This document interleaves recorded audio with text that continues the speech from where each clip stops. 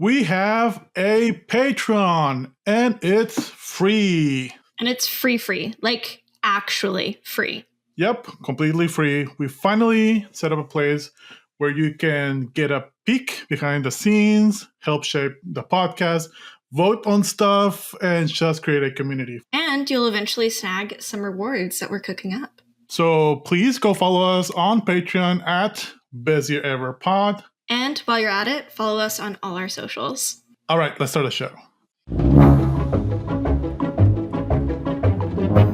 Welcome to Best Year Ever, a movie podcast where each week, one movie at a time, we'll attempt to answer this very important question.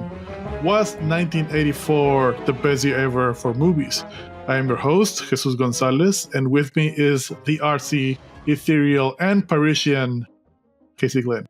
I feel like that last one was a bit of an insult. You know what I'm saying? This whole vibe of this movie is very like, I don't know how else to describe it.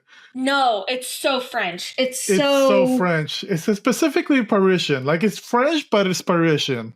I wanted to punch everybody, so like, absolutely. Yeah. I could have said pretentious, but I didn't. Casey, what movie are we watching? We are watching the 1984 movie Nuits de la Pleine Lune. Full Moon in Paris. As a treat, maybe, if I feel like it, I will read part of my teenage diary that I wrote in French as an angsty teenage Jesus. So that might happen if I feel like it. But speaking of feelings, Casey, you sometimes describe movies as a vibe. This is the definition of a vibe, this movie. It is, but it's so unlike any other vibe that we have experienced thus far. I feel like I am watching a play. To go even further than that, I feel like I am watching people act out a short story. It also feels like a documentary. And It makes sense because the director, Eric Romier, started his career as a journalist. So you can kind of really see that in how much he lets things breathe. Maybe too much. But yeah, it felt like a stretched short story. Yeah. You're right. Yes. Yeah. But I went through so many thoughts and feelings. But we'll get into it. Let's do Letterboxd first. So our very own Casey Glenn, you gave it 3.5 stars. Fair. Some of the worst dance scenes in film history. That prompted me to look up worst dance scenes in movie history. There wasn't really. It was like the most legendary dance scenes, or it wasn't really like that. Well, now you can make it. You can be the first one to put it out there, and you just include these 3 clips. They just went. They just lingered a little bit too much. No. I have never despised being white so much. Of like, this is who I'm associated with. These people, the guy that was snapping off beat, I was like, cut it out, dude. Like, whatever backtrack they used, they did not make it the same as whatever they put in the movie. It was cheap. I don't know. I hated it. I wanted to throw my phone across the room. I don't know. I enjoyed them. Only because they were too long, but only because I felt like the fashion was great. And I just like seeing the people and seeing the apartment and like the things in the background, the setting, the props. That's how I enjoyed this movie. But seeing the people gave me secondhand embarrassment because they were so bad at dancing, I couldn't enjoy it. I like this type of dancing more than Uma Thurman and John Travolta in Pulp Fiction. Sure, that's totally fine. But you can do better background dancing. I guess. I think I looked more at. Because at this point of the movie. Let me tell you a little bit of my journey through this movie. The first 40 minutes, and I think the first dance scene was within the 40 minutes. But the first 40 minutes, which was like just one night, I was like, "Holy shit, this movie's taking forever." I thought it was like almost over. This movie is only an hour and 30 minutes, 40 minutes. Yeah. So like I was like, this is the longest movie ever. I don't know how I'm gonna go through it. But then my brain adjusted. And in my head, if I were to put some stars to it, I was hovering at a 2.5 in the first half of the movie.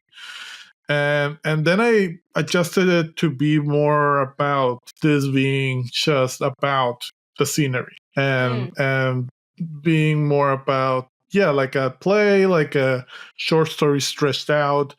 Like I had to adjust to the pacing because it was consistent. Yeah. And then my mental star score went up to like 4.5. Like it just kind of I did a 180 on this movie just by rethinking how and so much so that I started looking into the director.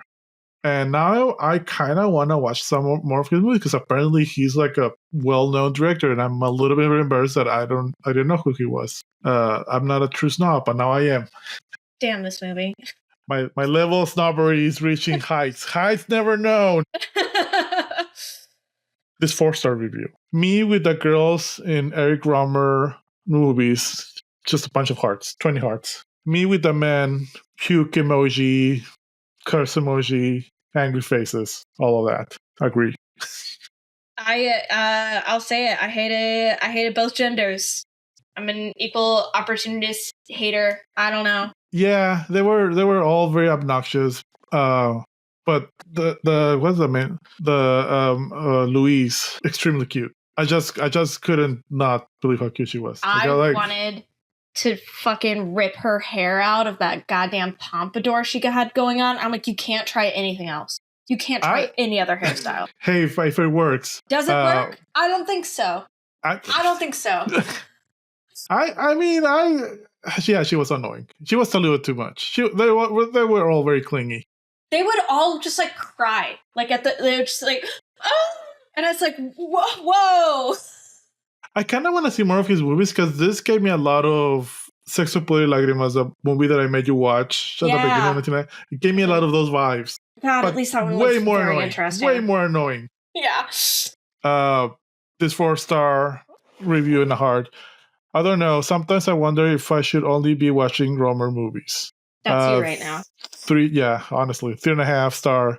Good thing there were no American werewolves around. I was kind of half expecting a werewolf. There is an American Werewolf in Paris movie.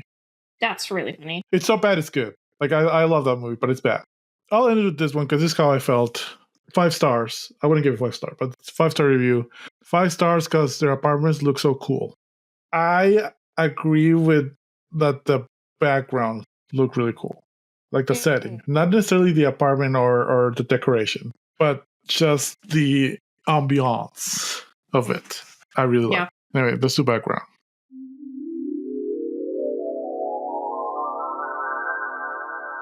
Les Nuits de la Pleine Lune. No budget, no box office. I couldn't find it. I did a little bit of digging. I did more digging than I usually do. I just couldn't find it. It was written and directed by Eric Rohmer. Cinematography by Renato Berta. I'm saying all of these French names in Spanish accents. Like it's just gonna try a little bit, but not too much. Edited by Cécile de Courgy. Starring Pascal Laugier as Louise, Shecky Caillot as Remy, Fabrice Lucchini as Octave, fucking hated Octave, Regine Thévenet as Camille. Out of all these 4 characters, Octave was the worst. The true villain. Anyway, you want to start this movie? Yeah, let's do it.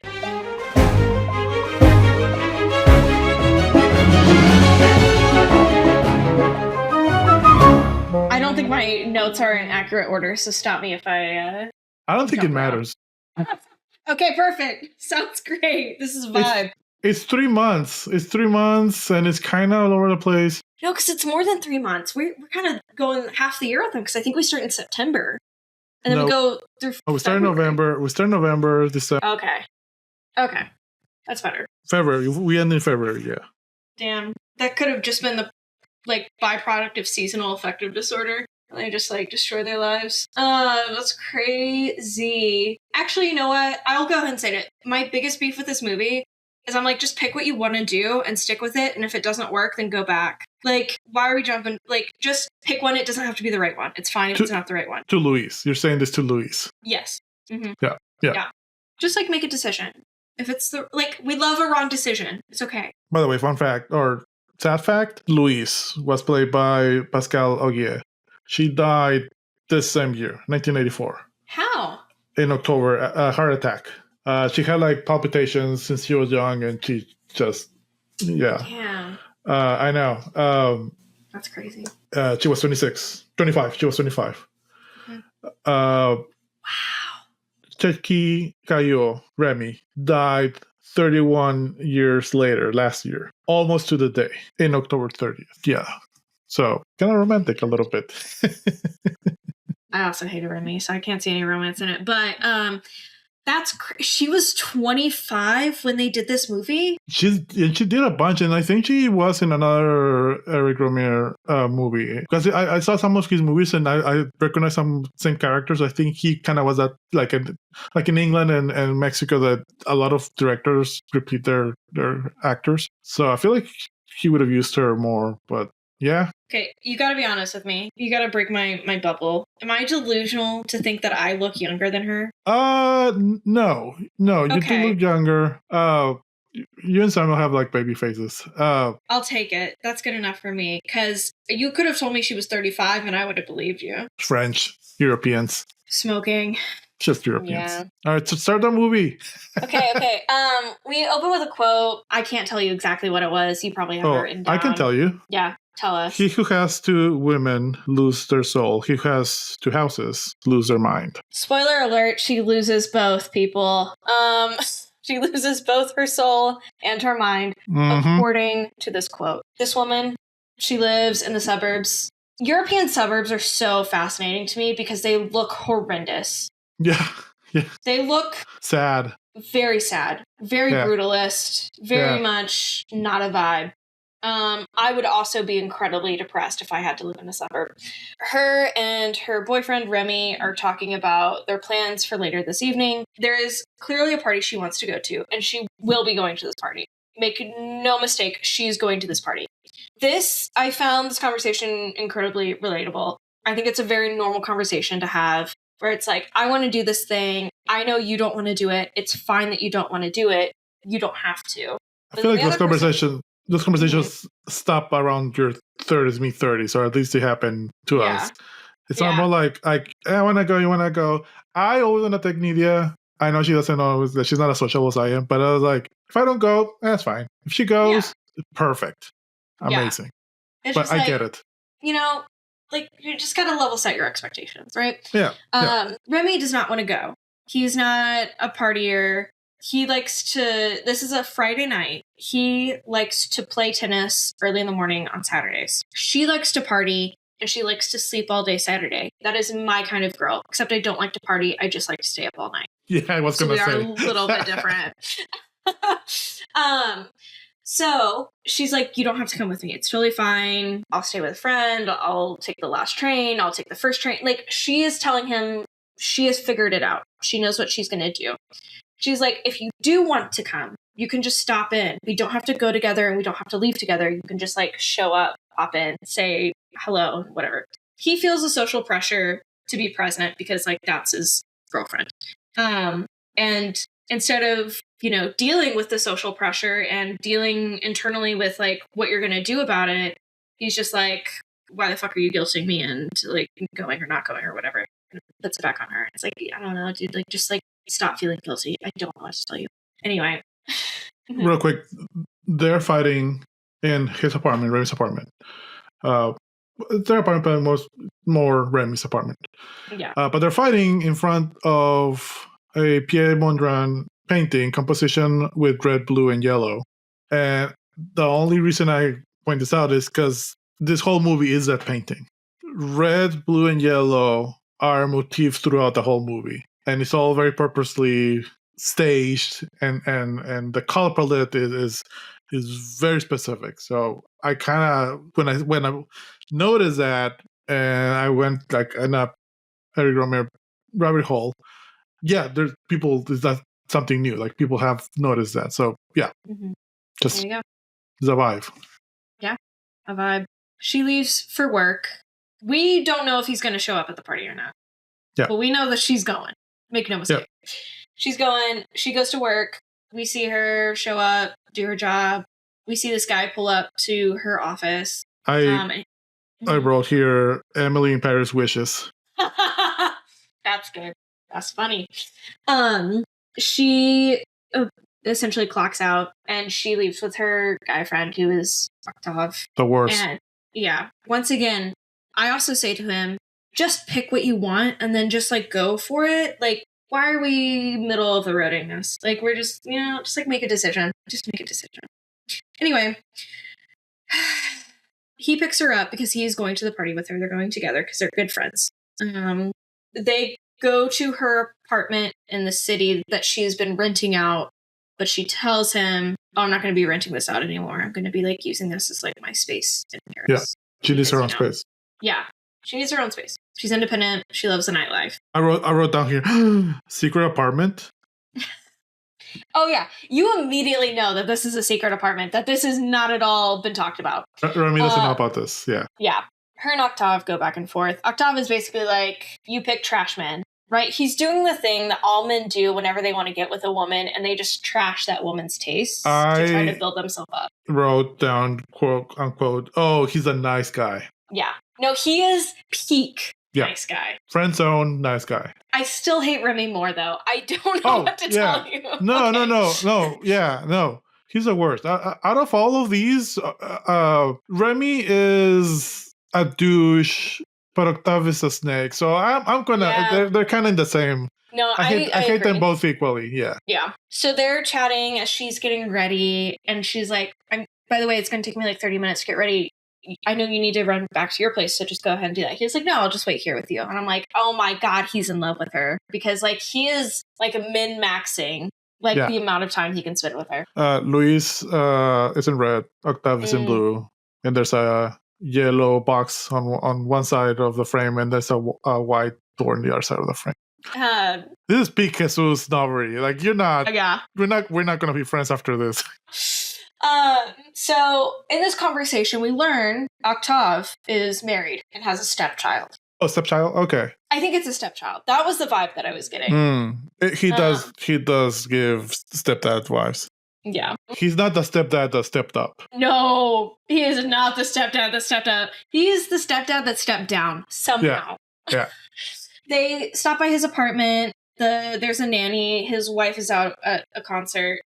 They seem, weirdly enough, to have a more functional relationship, even though that he's like a snake. He's like, she does her thing, I do my thing. We do spend a lot of time together. Like, it seems to be working. Yeah. But it's also not working. She's also not the best person. Do we ever see his wife? No, it's just in a picture. Okay. But, you mean Octave and the wife, or Octave and Luis? Oh, I thought Octave and Luis. No, Octave and the wife seem to have like an understanding. According to him. According to him, yes. They show up at his place so that he can finish getting ready or do whatever he needs to do. And he starts hitting on her. And he starts like touching her. Very fancy. Yeah. Disgusting. And he does the whole pick me, choose me, love me. And she's like, you're married. Also, I don't fuck with you like that. Literally doesn't. Yeah. And then they go to the party. And the way that she's able to just like move past that. So French. I do admire her for it. I think it's her best quality of just being like, yeah, fuck off. And then like moves on. Yeah. I do love her dress. It's great. Yeah. The fashion here was great. Yes. I'll agree with that. I've been criticizing the fashion from the 80s and the movies we've been watching. No notes on either. A little bit on the buckaroo bonsai motherfucker that slept with Luis at the end. But even him, great. I'm so glad that there was like one attractive person in this movie for me, and it was that guy. Yeah. I was like, these guys are ugly. Anyway, they're at the party. We get our first terribly awkward dance scene. This is where we get like the snaps out of time. Who was doing the snaps? Was that Octave? It was Octave. Mm-hmm. Yeah. That motherfucker. Of course it was him. Was it on purpose? I don't think so. I truly think that they used a different like click track or whatever. Yeah. I don't know. Also, the sound mixing in this movie is not good. Well, here's why. I think it was all just live. I don't think nothing was what is it called when they record later? Mm-hmm. Yeah, that thing. Yeah, that. Mm-hmm. I just go Do you back think to it's like just like an ambient mic that is like just yeah. I think that's what's happening, and that's why I think the music was what they were hearing. I think the music was live also. So then that guy was just ass. He was just. That's what I'm saying.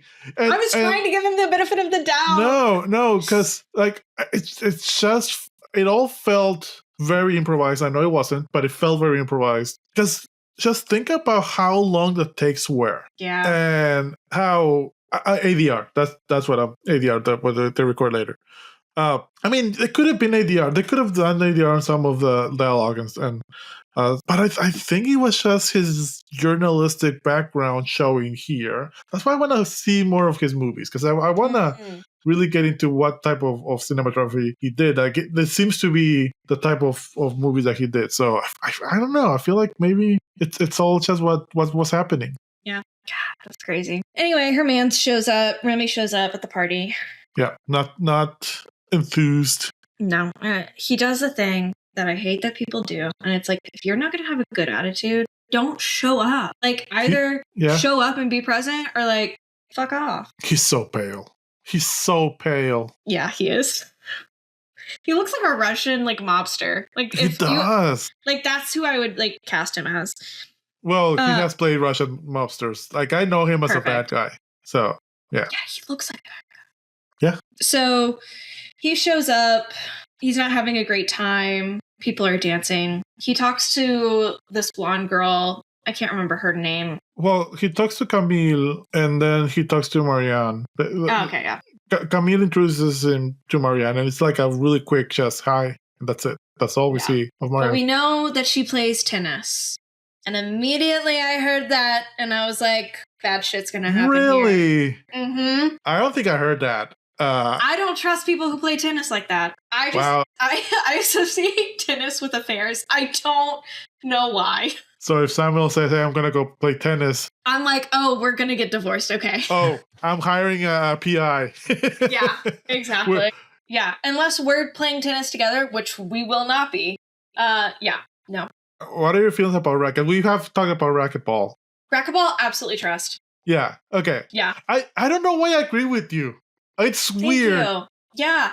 Racket, like, I think it's because, no, I'm going to cut the bullshit. It's GTA. It's GTA 5. One of the main guy's characters, like, that was like a pivotal moment for me. I don't know. I've never played GTA 5. Well, spoiler alert, his wife cheats on him with a tennis instructor. So. I've only played the GTA games to get as many police stars, so they all follow me. And that's how much I can survive. That's how I play GTA. And I think I got to Vice City. That's 4, right? Or 3? So, yeah. I've only played 5, so I'm not a GTA expert. That's so funny. By any means. Anyway, Remy decides to leave after he's there for... I mean, he's probably honestly there for like an hour or two. The movie makes it seem like he's only there for 30 minutes, which I don't think is accurate. But he tries, this dumbass, tries to get Louise to leave with him. He was like, let's go home. And she's like, no, I want to stay out. It's like, dude, get it through your head. Like, I don't... God. And then... Also, Octave is being a snake. Yeah, he's being an asshole, and he's just, like, not... He's just being a jerk. He tries to convince her. She's like, no, I'll take the last train. Or I'll take the first train out. Or I'll do whatever. And then Camille is like, yeah, girl, I'll just drive you home. Easy peasy, lemon squeezy. But then he leaves... And the way that... Maybe this is a French thing, too. The way that they depict emotions does not make sense to me in the slightest. It just seems like so out of left field. Or like, he seemed annoyed. He did not seem angry. And then she was like, you're angry. And then this is when she started crying, right? Yeah. I was like, what a clingy motherfucker. And I'm like, you're crying over this? I was like, I would be lucky if Samuel was mad at me in public and he talked to me the way, like, Remy, I would be like, thank God. Okay, we're like keeping this low key. This is a low key fight. Like, no tears. Oh man, I do know we have some French listeners, so I would love to know. Yeah. If this is an accurate stereotype. Yeah, are y'all crazy? But I feel like a little bit like Mexicans, so I'll put myself in that category. If it's loud, it's normal. If you're quiet, that's when you're in trouble. So I think that's kind of the vibe there. Okay. Also, he's kind of a quiet guy. Yeah. He does go from 0 to 1,000 by when he starts hitting himself later on. But brother, that was insane. We do see in the party the guy who Louis is gonna hook up later. But he just reminded me of Buckaroo Banzai. Like I loved everything about his dress. If you don't know who that is, hopefully we watch that movie. It's a 1984 movie. Oh, there you go. She cries. She gets comforted by either Octave or Camille or whatever. And then we cut to it being later in the night. She's being driven home. Her and Camille have a conversation with Marion in the back seat. Apparently there has been a comment before, because Camille used to date Remy's friend. They've recently broken up. There was a comment in the past about how, like, Remy would have gone on a date with Camille or vice versa. And then in this car ride, Louise is like, y'all can hang out. I don't care. Girl, why do you say that? You're setting yourself up for failure. Yeah. Yeah. And it's kind of a douche move from Louise's point of view. By the way, you can hear my dogs. She's kind of saying that to test the friendship. Like, it's one of those like douchey moves of I'm going to say something that I don't really mean to see how you react. And I want you to react how I want you to react. So, yeah, Louise was a douche too. Yeah. She gets home. Remy is awake. He like comes down. She's like, I'm really sorry that I woke you up. This is like basically her entire argument of why she wants her like Paris apartment that she stays at like maybe once a week, right? Is so that she doesn't wake him up because he likes to play tennis in the morning. Red flag. So they fight, I think, pretty much about the same exact thing as they've been fighting about. Yep. He crashes out and starts hitting himself. Bruises himself. But when he shows the bruise later on, there's like one bruise like on the back of his arm, but then he shows the bicep where like he really hit himself. There's no bruise there. And I'm like, what are you showing off? Like, you didn't actually hurt. Like, okay, also, whatever. why did he just show his bruise? Because I think when he does that, he's not talking about the bruises. He's just talking about something else, and then he just shows the bruises. It's like the way he did it is like how I imagine a Victorian era woman would show her ankle, you know? Where it's just like, look at this. And then you hide it back. And it's like, what are we doing? Also, his shirt's unbuttoned, and goddamn, his skin is transparent. That is pale. Put him in Twilight. Seriously. God, truly insane. There was something that Camille said at the party where she was like, you know, he is a violent man. Yeah. And then we see this. And then when he's hitting himself, he basically is like, well, this is the only thing I could do. Where basically he's saying, I can't hit you, so I have to hit myself. Has he hit her before? Probably. Probably. Yeah. He's at least slapped her. Yeah. Mm-hmm. I keep saying very French, but I mean, obviously, domestic abuse is not excuse to any nationality or culture. You're going to put the fucking... If you know somebody who has experienced domestic abuse, call this line. You're going to have to do that what's now. Oh, yeah. The sign? Anyway, they fall asleep? Question mark? They fuck. Okay, yeah, probably. French. Not Yeah, that's French. And then she decides to tell him at this moment that she has a separate apartment. Shockingly, it works out pretty well for her. He does not get angry. No. Because he knows that he like had a catastrophic crash out the night before. And I think she even acknowledges, she was like, this is a good time for me to tell you because like you really can't do anything right now. Because like you kind of like threw a fit last night. So you know what? And and she put it in like she's planted the seeds in a really smart way. Mm-hmm. Manipulative, but you know, of like you're gonna get mad. She kind of like and that felt super real to me. Like that all of the conversations feel very real. Like say what you say about this movie, they feel natural. Oh my god, that is by far the best thing about this movie. Is the conversations. The dialogue is just chef's kiss. I think this is the end of November. Yes, and we go to December. That is how months work. Yeah, we go from November to December. God, you got the phlegm. That's why you have a tickle in your throat, because you're out here trying to speak French. You asked for it. Oh, oui, oui.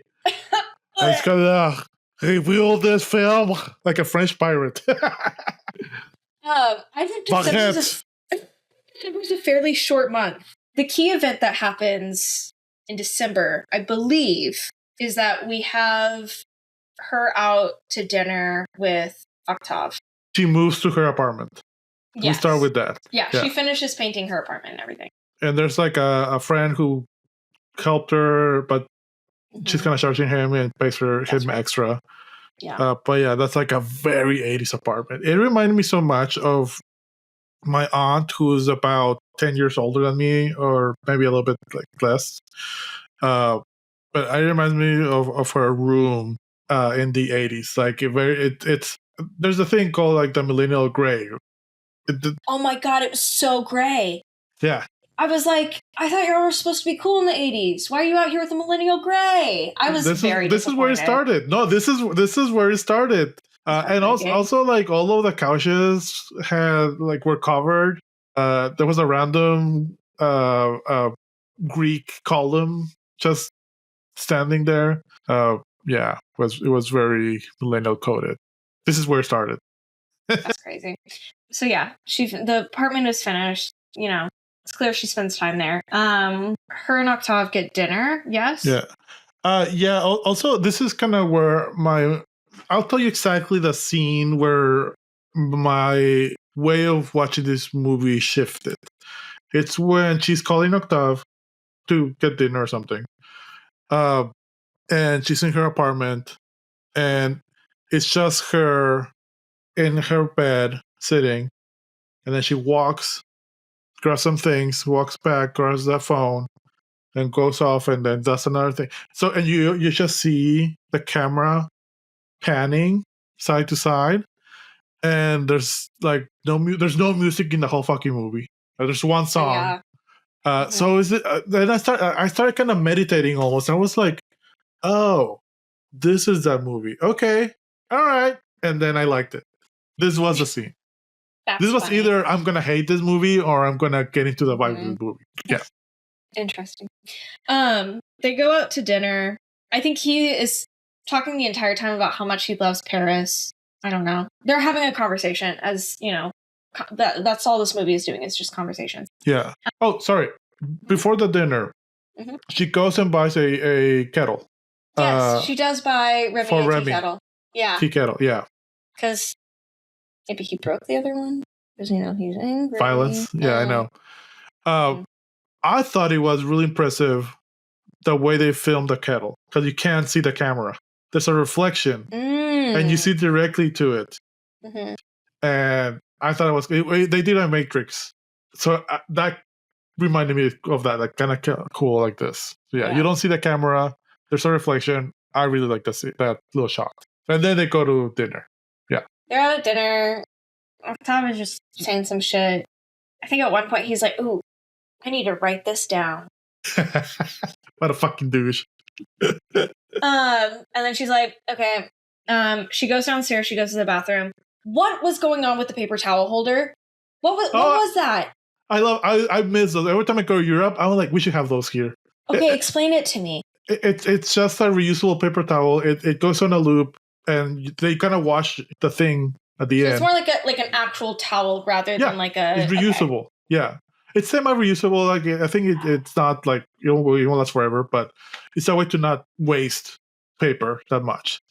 And I really like those. When I go to Europe, I'm like, I miss those because you're just gonna do this, and then it's just gonna go on a loop.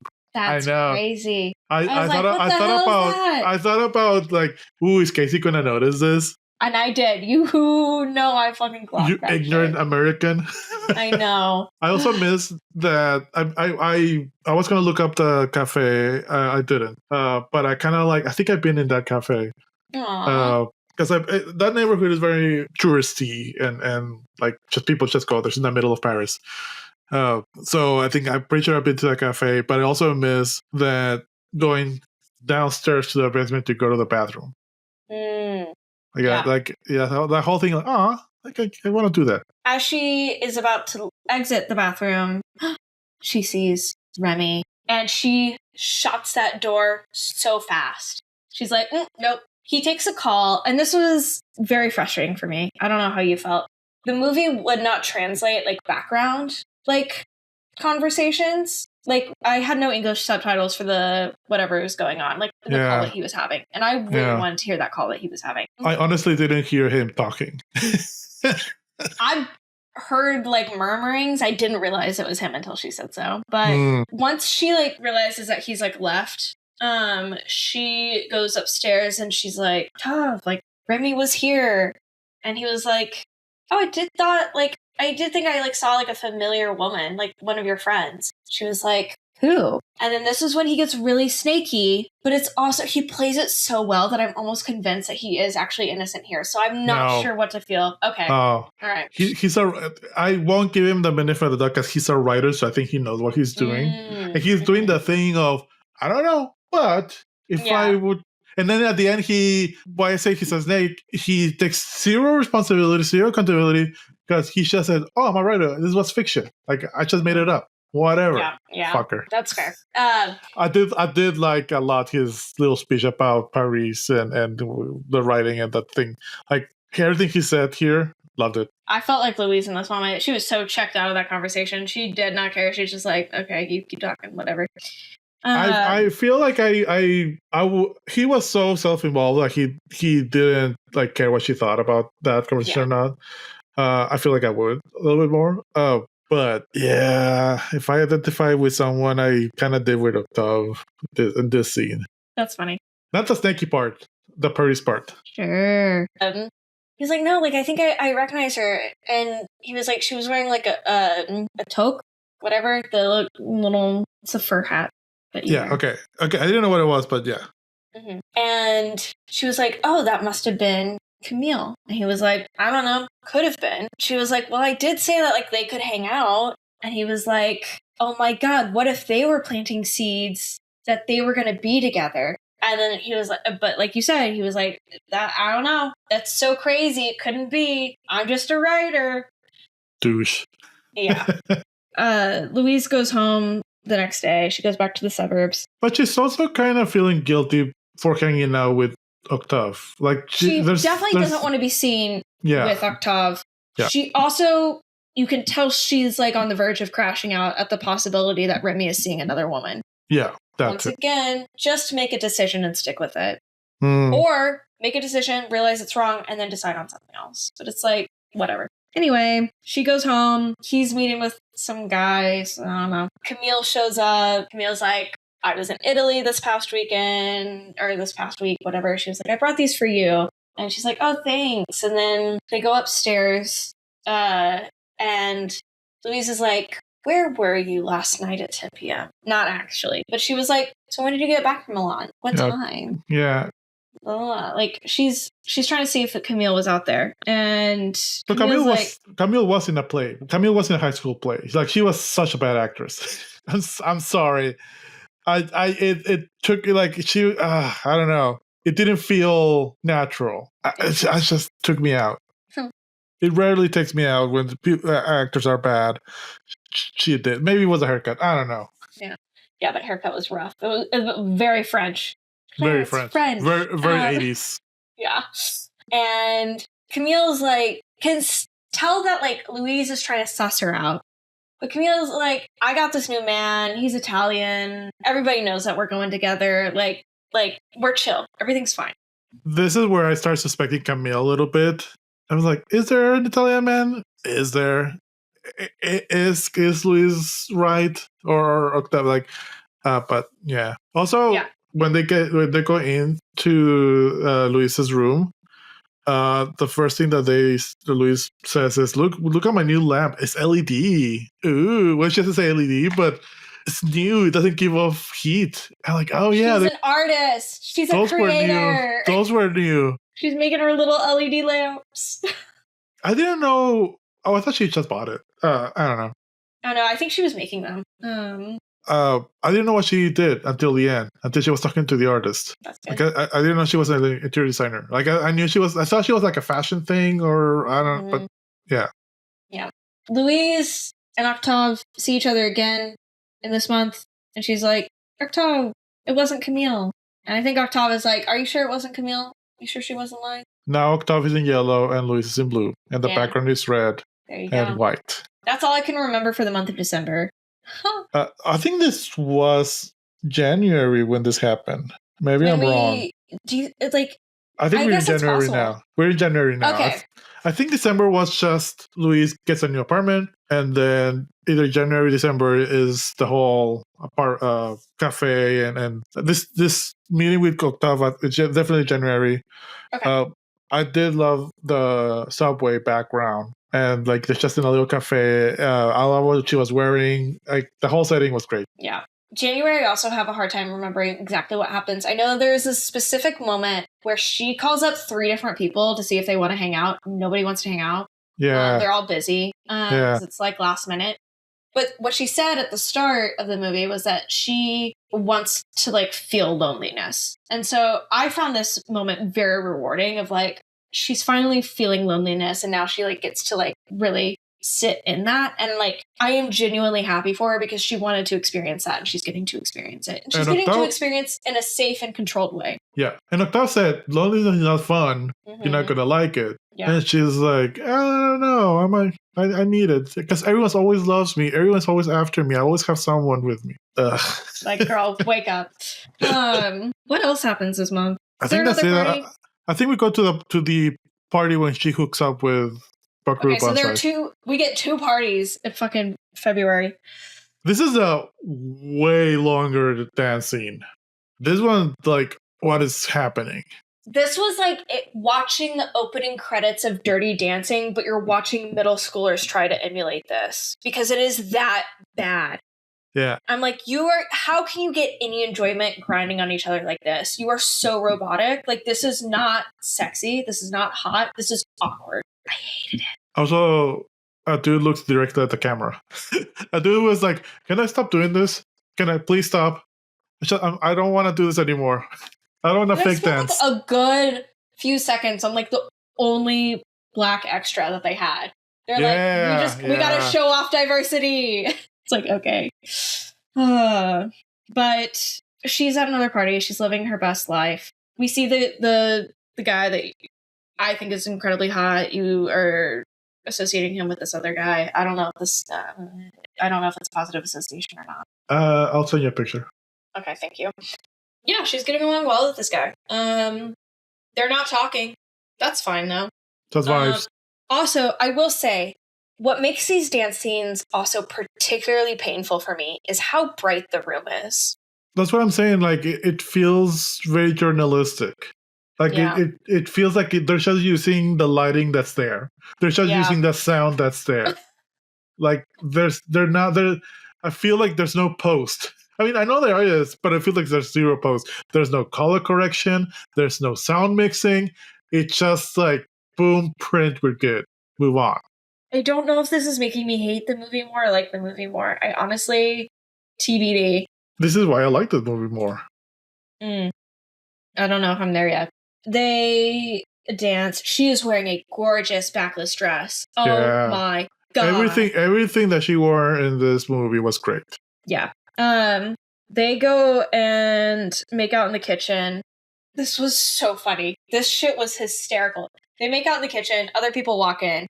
And she's like, there's fresh orange juice if you want it. Girl, just move to another spot. Yeah. They're trying to find they're scouting out another location.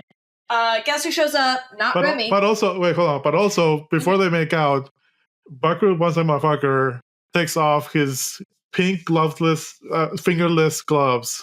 Yes. Because they're flesh colored. They're his flesh. Yeah. I'm like, what the fuck is he do? Oh, he has gloves. He's peeling off his skin. He's a werewolf. He's a werewolf. Yes, werewolf.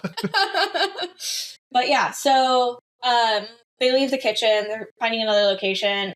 Octave is there. Octave doesn't like even really take off his coat. He was just like, knew you'd be here. What you got going on with this guy? Sus, leaves. That's it. He's being a possessive boyfriend without being the boyfriend. Like, he's just like more possessive than Remy. Mm-hmm. Yeah, he's a snake. Yeah.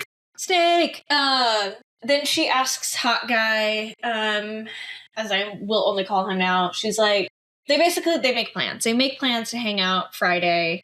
They can't do, Thursday or whatever because Friday is her night in Paris. So he's like, I'm going to be out late because I play sax for a band and we're about to go tour. Boo. Okay, sir. Okay, I need you to watch What's Up now. Look at the picture that I sent you. Speaking of, he's in a band. Yeah. All right. So Wakaru Banzai is about him who is a nuclear physicist, test pilot, kung fu, taekwondo expert, and he's also in a band. This is the most fucking 80s shit ever. It's great. Damn. But he's like, I have band rehearsal that night, and we're like leaving Saturday to like go tour or whatever. She was like, I'll stay up all night because she wants to hit it. She is bound and determined. So also, she says, I'll stay until midnight. And he's like, oh no, not that late. 7 p.m. Really? That's Casey level. Oh, 8 p.m. Gotta go to sleep now. like calls her on Friday because at the party he was like, do you want to hang out Friday? And she was like, I don't know. She like wasn't committing to anything because she was going to see where this thing went. And she was like, I'll call you at 7. Friday night at 7 p.m. the guy calls her. He's like, hey, I'm ready. I'll come over. We'll meet somewhere, whatever. She's like, okay, sounds great. She calls Octave and at 7, she's like, hey, can't hang out tonight. We'll hang out later. Octave is like, I'm downstairs and comes up. I'm Dude, like, you're stalking her. I'm like, is he gonna kill her? Is this gonna take a turn? I like feared him more than I feared Remy at this point. Yeah. And she is telling him over and over again. She's like, I'm in a rush. I'm going out. He's like, he basically figures out. He's like, it was the guy from last night. And he's like, you're about to have an affair. And it's like, sir, you are one to talk. You are wanting to have an affair with Louise. And he tries. He's like, please sleep with me. Please. Like, pick me, choose me, love me. He tries to kiss her. She's like, cut it out. He's in other of the director's movies, so I'm curious to see his like the douchey, snaky, you let me know. Bad guy. Because he does it so well. Like that actor was so good in this. But I think he could also be really good at playing a good guy, like an actual good guy. I mean, he's kind of cute. He's not bad looking. He's not good looking, but like, yeah, you see him and he's like, he's a nice guy. But then he talks to like, oh, I hate that motherfucker. Yeah, which fits. Like this is that relationship between Louise and Octave. Mm-hmm. God, yeah. I don't know how, but she finally gets Octave to fuck off, and then she goes out on her wonderful night with this guy, and they're riding on his motorcycle. This is where we get the third dance. They go out, they go dancing somewhere else. It is the least awkward of all three. It is still painfully awkward. This is the only montage, and this is the only music that we hear. Like, that is not happening in the world. I think we essentially cut to, like, you see her, like, in bed with him, and he's asleep, and she's waking up. And I was relieved that I finally saw French boobs, because I was like, I'm watching a French movie, and there's no boobs? This is weird. No nakedness? Like, I have expectations. Where are the French boobs and the hairy pits? So funny. Oh my god! I'm glad the movie delivered for you, though. I'm very happy for you. I'm not even kidding. Oh my god! You should have taken your notes in French. That would have been a commitment. I can't anymore. I can't. It's gone. I can read it, but yeah. So the face that she has in this scene is very similar to the face that she had whenever nobody could hang out with her that night. She looks incredibly lonely. Yeah. She never talks about the situation as if she was lonely. She talks about the situation as if she felt suffocated, but I don't think that's accurate. I think she felt maybe suffocated in her loneliness. But anyway, it's like 3 a.m., 4 a.m. is the kind of vibe I'm getting. Yeah, she leaves him in her apartment. I'm like, so funny. Oh man, I wouldn't trust that dude. Yeah. He's gonna steal something. He stole the lamp probably. Let's be honest. She goes to a cafe. I love this scene. I want to go to this cafe. Yeah. I want to go at 3 a.m. in the morning with all the bohemian drunk dudes and just sit there. So she sits next to this guy and he's sketching something. He's an artiste. And he shows it to her. He was like, which one do you prefer? And she like does not answer. And I'm like, you can't even give a nice little considerate answer. The guy's trying to strike up a conversation with you, but it's also 3 a.m. So like, I don't even know. But they actually do end up having a really great conversation. And she explains her situation to him. But before she does that, he was like, yeah, you can't sleep tonight because it's a full moon. Jesús. Oh, like he said it. He said it. Well, okay, that too. Yeah. Growing up, this is like, I have never felt so seen. Really? In like such a moment. Growing up, like my father still believes this. This is something that I remember my mom telling me. She's like, it's in our family. I don't know why it was associated with the family thing. She was like, but on full moons, you can't sleep. Like it will just be something. And it is true. When it is a full moon. Are you a werewolf? I think so. That's the curls. Do your eyebrows meet in the middle? Do you pluck them? Yeah, I do be plucking them. Werewolf! But yeah. But like, I have never heard anybody else in my entire life say like, yeah, when it's a full moon, I have trouble sleeping. I mean, so I was like, this is just a crazy thing that my mom said or my dad said. Speaking of crazy, can I blow your mind a little bit? Maybe, I don't know. Yeah, please. Where do you think the word lunatic comes from? Is it just mental illness? I think that's what's happening in your family. But yeah, no, the word lunatic comes from the belief that people who stare at the moon too much, they became crazy. And yeah, that tracks. That very much tracks. But no, it will be like, there will be times where like, I'll be talking to my dad and we'll be like, yeah, we didn't sleep well last night. And we'll look and be like, yep, it was a full moon. That explains it. I'm going to have to fuck with the volume so much on this episode. I'm so sorry. It's so weird. I don't know. It feels like your mic kind of, like when you're close, it picks you up. And then when you do this, it tries to pick up somewhere over there and you're like in the background. So, yeah. I'll switch it later. So, that's fine. It will stop. Yeah, you'll just have to fuck with it. Sorry. If I fuck with it, I just put the AI volume corrector and that's it. Nice. But she explains her whole situation to him. And I love this dude. Yeah, he's great. He's a wonderful man. He listens. Yeah. You can definitely tell he's like, damn, girl, you messy. Because she is. He's a little judgy, but not too much. He's the right amount of judgy. Yeah. And he talks about his kids and how, like, he draws their dreams and he, like, does illustrations for children's books. And I think he even writes the books. And, like, you know, most of the time he does it during the day, but, you know, it's a full moon. So, you know, he's awake and he's in a cafe in the middle of Paris. God, what a dream. But yeah, and then she... I did this for 3 months while being in Finland. You know what? But it's not Paris, so it doesn't count. It's not Paris. It has to be Paris or second best option, Spain. Or Mexico City. I think I prefer Mexico City over Spain. That's fair. You have a similar vibe in Mexico City. Yeah. We see her go back to the suburbs. Have no clue if the guy locked up. Have no clue if she went back to her apartment. I hope. I really don't think she did. I don't think she did either. No, because I think she was just like, I gotta see Remy. She gets back home. It is like probably like 5 or 6 a.m. She goes upstairs. Guess who's not home? Mm-hmm. Remy.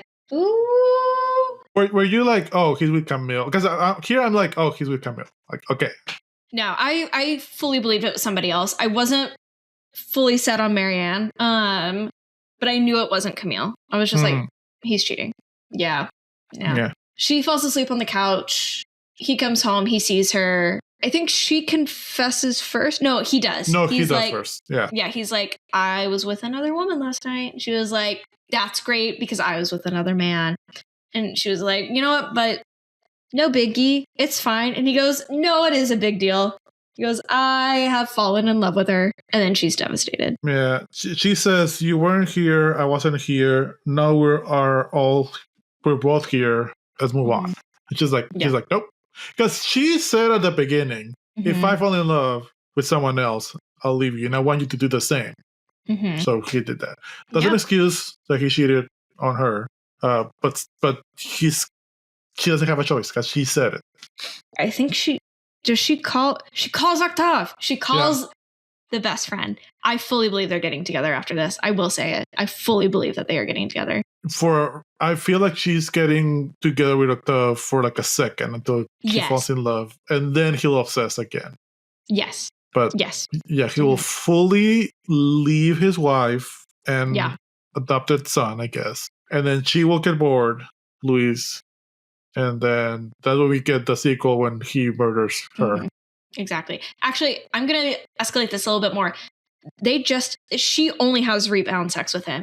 He does not tell her that he is going to leave his wife and child until afterwards. And she's like, why did you blow up your life? It's not like that. It ain't that serious. Sex. Yeah. Speaking of Emily in Paris, this is Sylvie's prequel story. I've never seen Emily in Paris, so I hope our listeners understand the reference. It's so good. Don't watch it. It's horrible, but watch it. Lovely. It's great. Okay.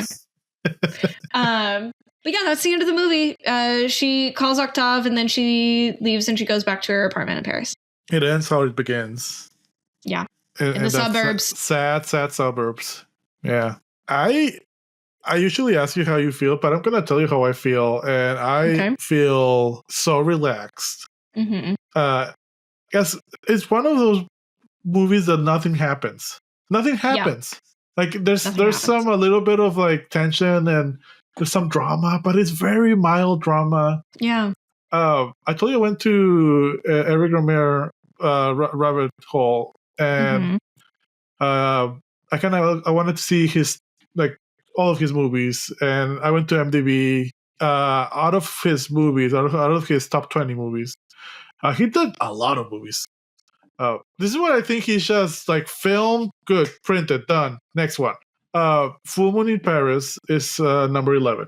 And this is a description of this movie in IMDb.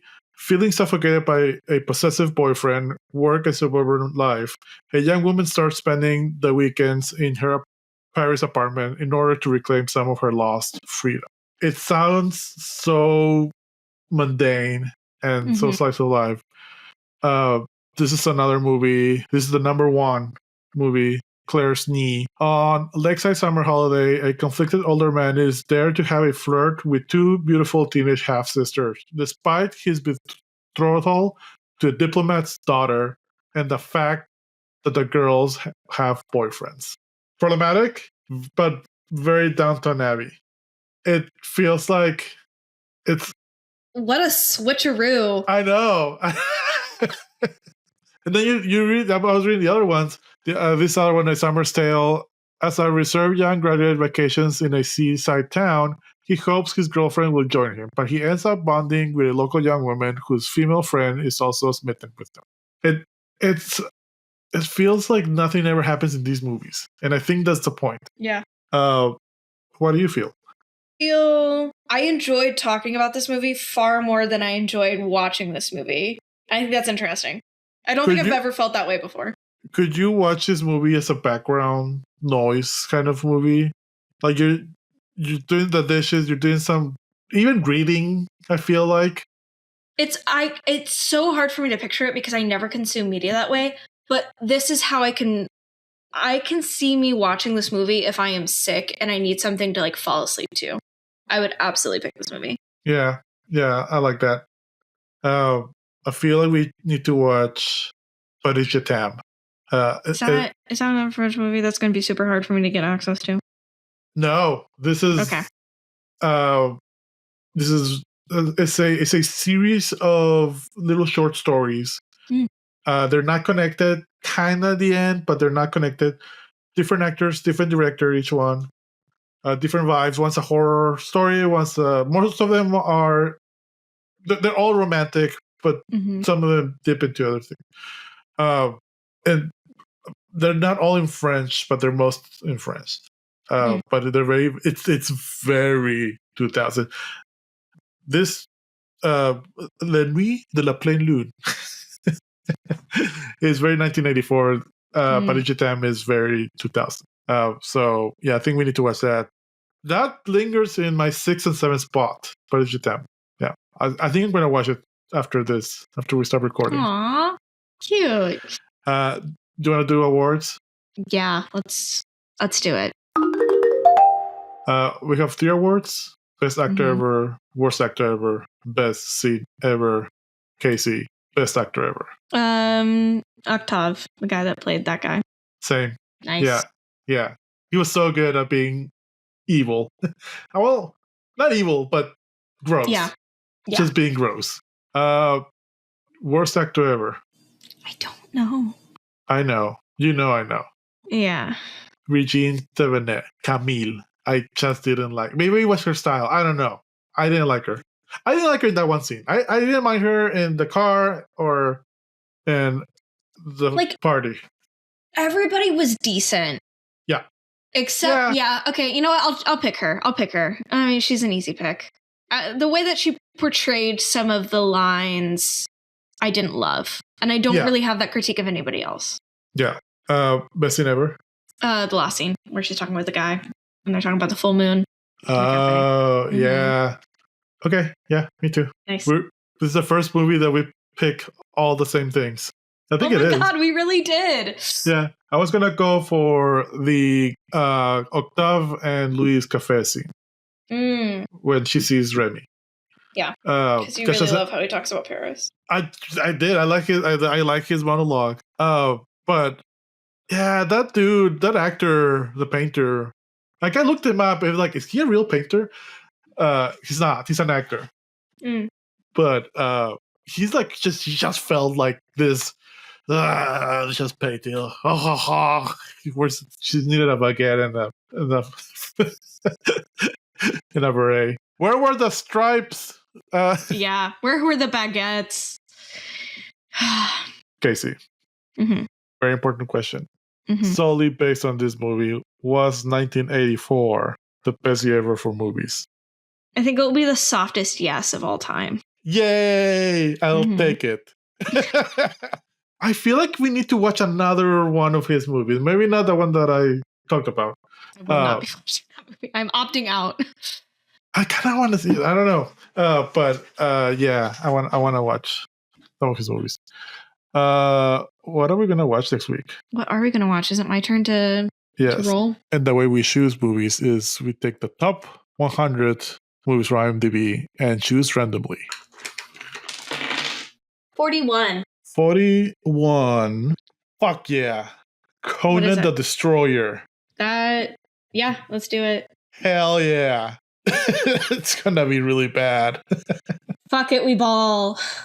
I don't know if this one, but the first Conan the Barbarian, part of it were filmed in my hometown in Juarez. Ooh. So was the Dune movie from 1984. Ooh. Arnold Schwarzenegger. I think this is not great. People usually like the first one a lot, but I don't hear great things about this one. I feel this is. I think I've seen this movie, but this is why I had in my head. I feel like I'm gonna watch a late 90s Cena the Warrior or Hercules, The Adventures of Hercules type of movie. Like I feel like it's gonna be TV budget movie. No, I feel that. So those are my expectations. So I'm gonna go at it. Bar is low. Yeah, the bar is very low. So let's see how that goes. But that's gonna be next week. By the way, we just did a review for No Other Choice. Yes, you did. It just went public on YouTube. It'll be on Patreon for a little bit, and then it goes live on YouTube. So check that out if you want reviews. This is much shorter formats, like 15 minutes. Very loose. You hear some cats meowing too, so that's fine. It's fine. But next week, was it Conan? Yeah, Conan the Destroyer. Bye. Bye.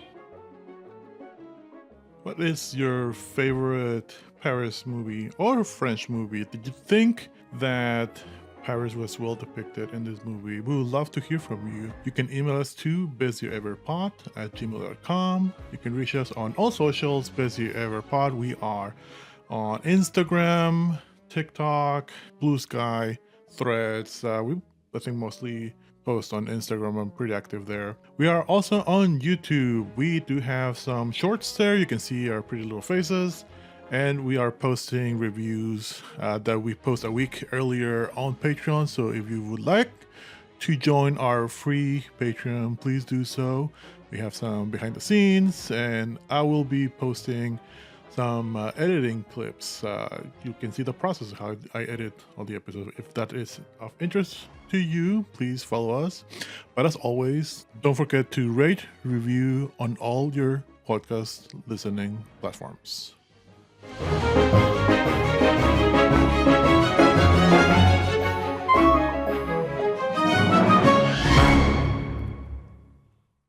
Tous les jours, j'ai été un peu nostalgique.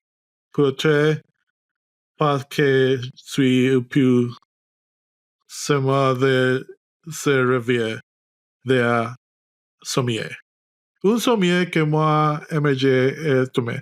Then I'll stop. I just heard you said nostalgique, and I was like, fuck, no. It was a dark and stormy night, It was a dark and stormy night. and I was feeling a little nostalgic. Oh man, At 17 years old. I'm getting red. I'm blushing. Snaps. Snaps.